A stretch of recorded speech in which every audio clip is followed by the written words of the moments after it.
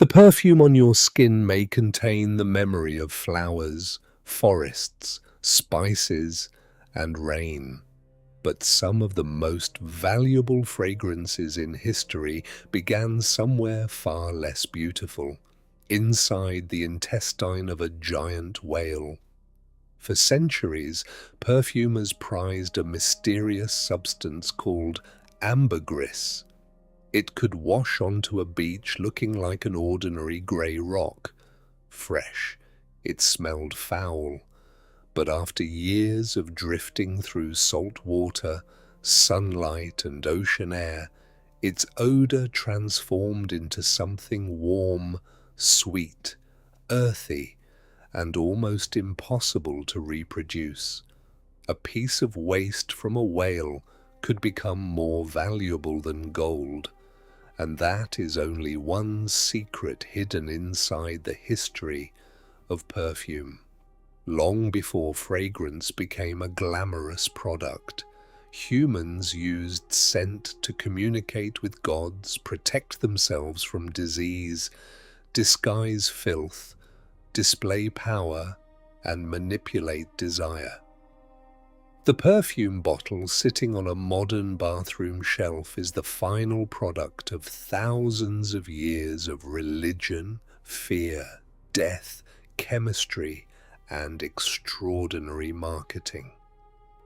The story begins with smoke.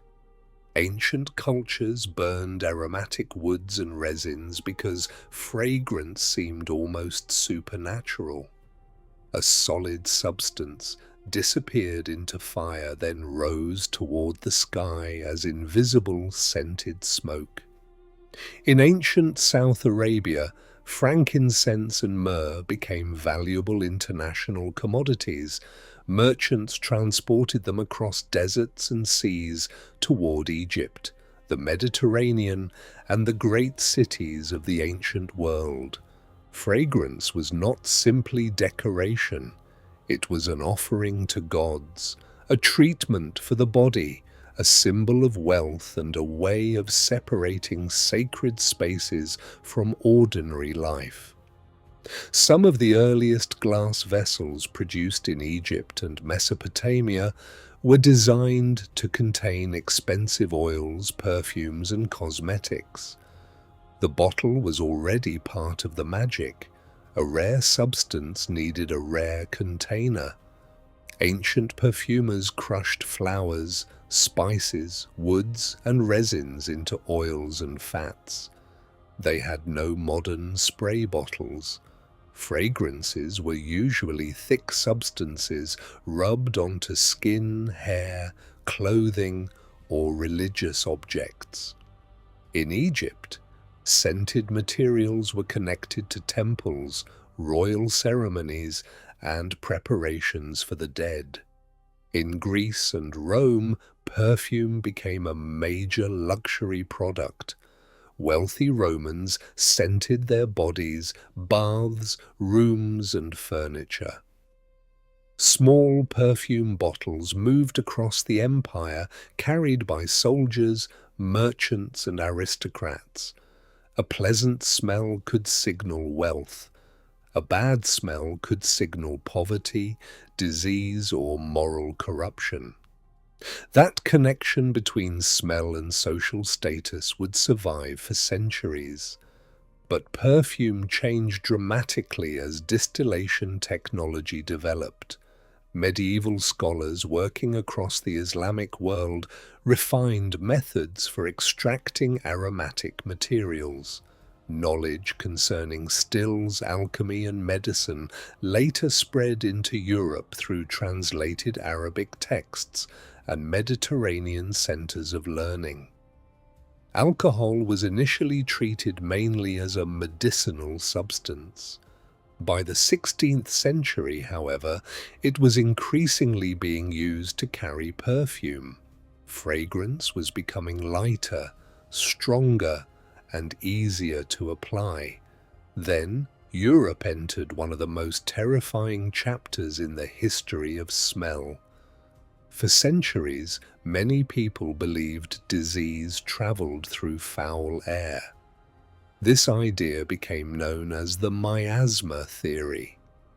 A terrible smell was not merely unpleasant, it could be interpreted as the presence of death itself. When plague swept through European cities, people attempted to protect themselves with fragrance. They burned aromatic wood. They carried herbs. They held vinegar-soaked sponges near their faces. Wealthy people wore decorative containers called pomanders, filled with spices, flowers, and scented substances.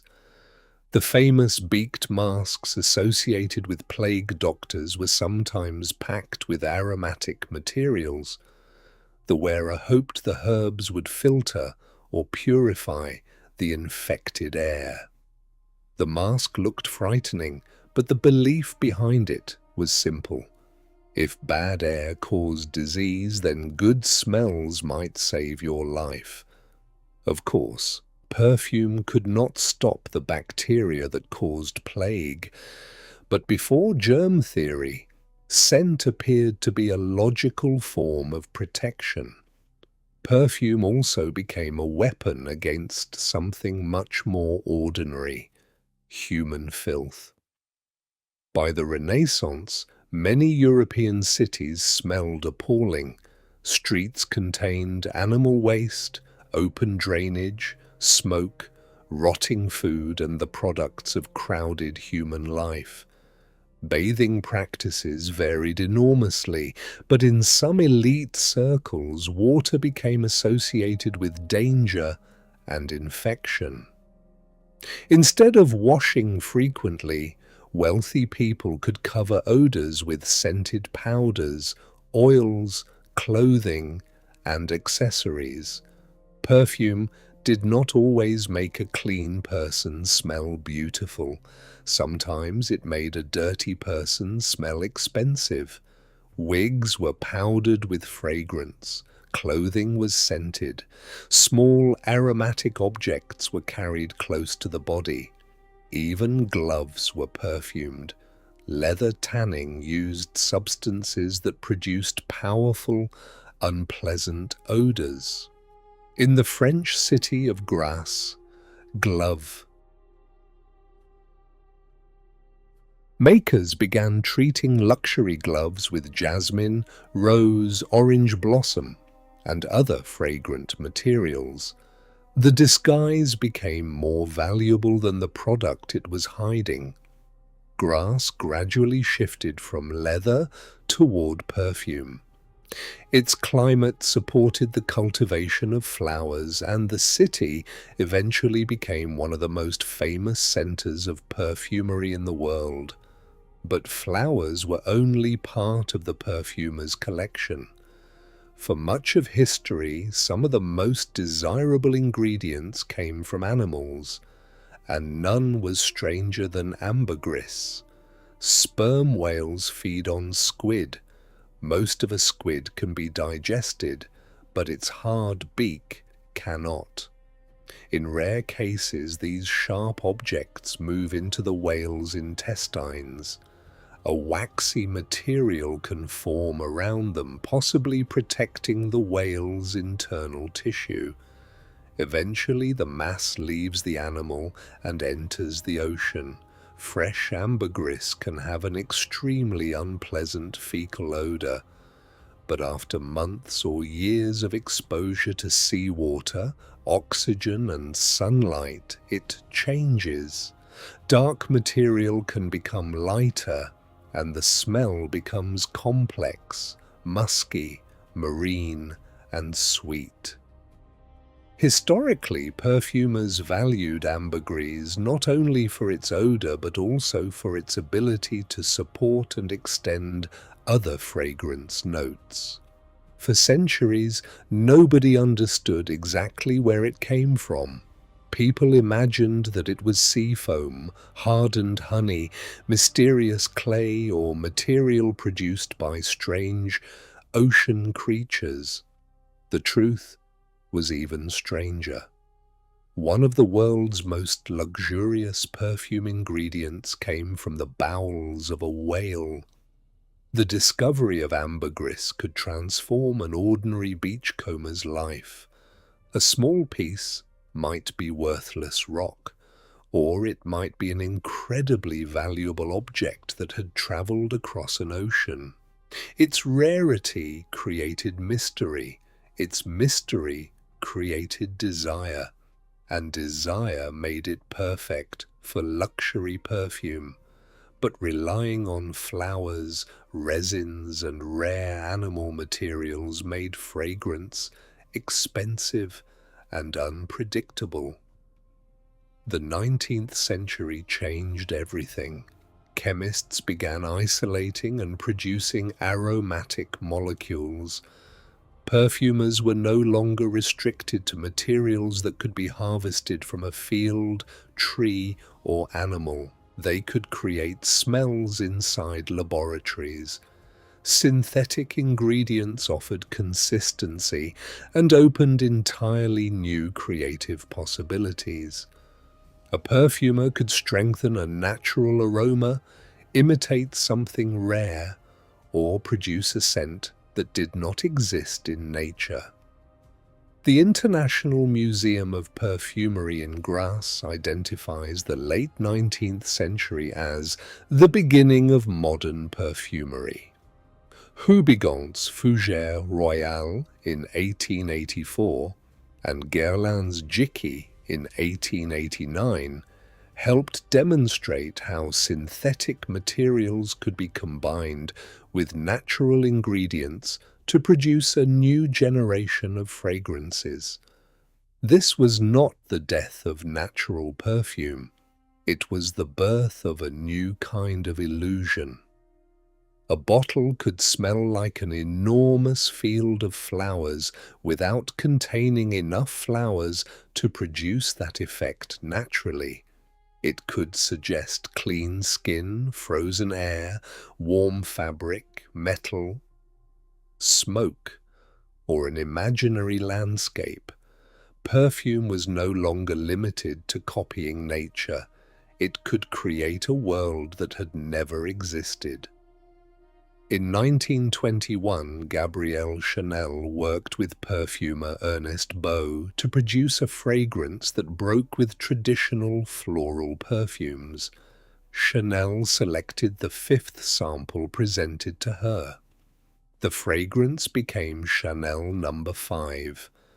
Its composition made extraordinary use of aldehydes, helping create an abstract scent that did not smell like one identifiable flower. The minimalist bottle, the mysterious number, and the unusual composition helped transform perfume into a modern cultural icon. The 20th century turned fragrance into a global machine. Perfume companies connected bottles to movie stars, fashion houses, romance, wealth, and sexuality. Advertisements rarely explained the chemistry inside the bottle. Instead, they sold a fantasy. Buy this fragrance, and you might become more elegant, more desirable, more dangerous, more unforgettable. The liquid itself became only one part of the product. The bottle, name, celebrity, advertisement, and imagined identity could be equally important. Modern perfumery now relies heavily on synthetic aroma compounds. These materials can replace rare ingredients, create consistent formulas, and reduce dependence on some animal-derived substances. Natural ambergris still exists, but most modern fragrances achieve similar effects using synthetic alternatives. The whale has largely been replaced by the laboratory, but the old mystery remains useful. Perfume is still sold as something secret, almost magical and impossible to fully explain, and perhaps that is appropriate. because perfume has never been only about smelling pleasant. Ancient priests used fragrance to reach the gods. Doctors used it to fight invisible disease. Aristocrats used it to conceal the smell of their bodies and cities. Perfumers used flowers, smoke, animal substances, and chemistry to create desire. Modern companies use it to sell identity. So, the next time you spray perfume onto your skin, remember what is hiding behind the beautiful bottle. Desert caravans, ancient temples, plague masks filled with herbs, royal courts covered in scented powder, laboratories creating smells that nature never invented. And somewhere in the darkness of the ocean, a giant whale producing one of the strangest luxury ingredients in human history. Perfume was created to hide unpleasant smells, but its own history may be the strangest thing it has ever concealed.